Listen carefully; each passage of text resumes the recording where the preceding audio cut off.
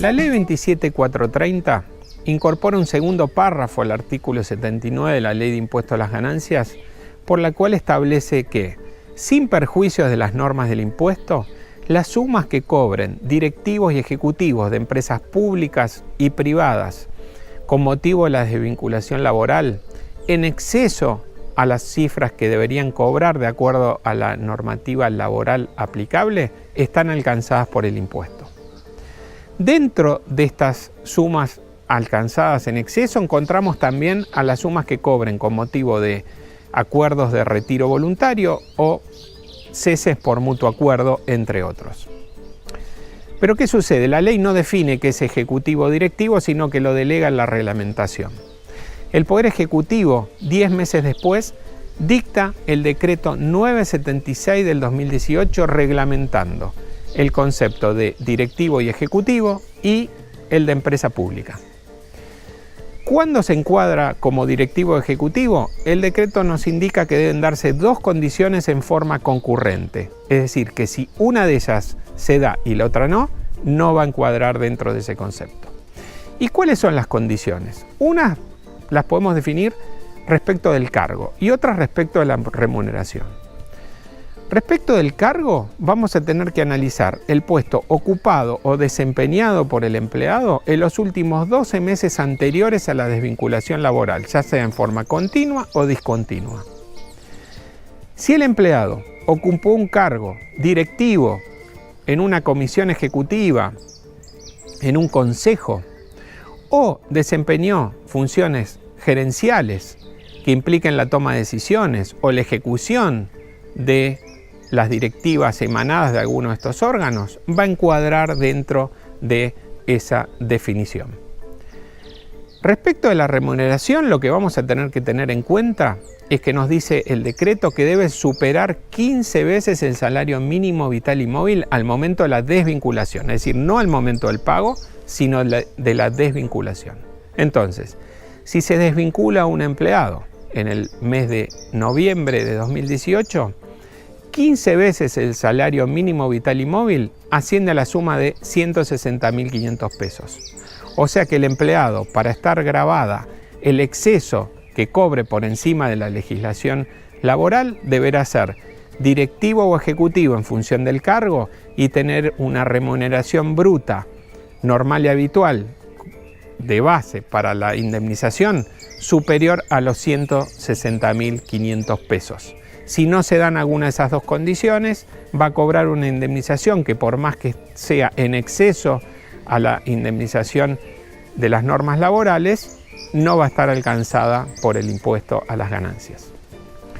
Dijimos también que el decreto reglamenta que es cuándo se encuadra en empresa pública. Y lo que nos dice es que empresa pública son aquellas que están contempladas en el artículo 8 de la Ley 24.156 o en las normas similares emitidas por provincias, municipios o la Ciudad Autónoma de Buenos Aires. Nada nos dice respecto a empresas privadas. En consecuencia, deberíamos recurrir a las normas del impuesto a las ganancias y a los antecedentes, porque sabemos que debemos recurrir muchas veces a los antecedentes. En consecuencia, entendemos que una cooperativa, una mutual, una asociación civil sin fines de lucro no es una empresa para el impuesto a las ganancias, con lo cual un directivo que encuadre dentro por actividad funcional dentro del concepto directivo, sus remuneraciones superen, la remuneración base supere los 15 veces el salario mínimo vital y móvil, como no desempeña su función en una empresa privada, cuando se lo despida no encuadraría dentro de este supuesto de gravabilidad. Ahora bien, esto es un resumen de lo que establece el decreto. Nos parece importante mencionar cuáles son los cuestionamientos que algunos cuestionamientos que se pueden hacer a esta normativa. Y el primero y más importante, y que entendemos puede ser receptado por la justicia argentina, es la afectación del principio de igualdad. ¿Por qué? Porque el principio de igualdad está consagrado en el artículo 16 de nuestra Constitución Nacional.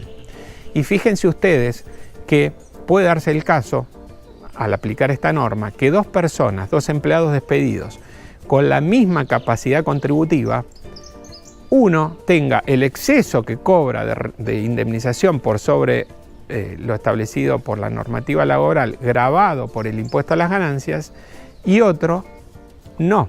Por ejemplo, un presidente de una sociedad anónima desempeña un cargo ejecutivo, su remuneración base está por encima de los 15 salarios mínimos vitales y móvil, lo que cobra en exceso de la legislación laboral va a estar gravado por el impuesto a las ganancias sin duda. Ahora, un empleado de la misma compañía que no cumpla un cargo que esté dentro de la definición de ejecutivo directivo, pero su remuneración sea igual a la del presidente de esa sociedad anónima y supere los 15 salarios mínimos vitales y móvil, tendría una indemnización totalmente fuera del objeto del impuesto.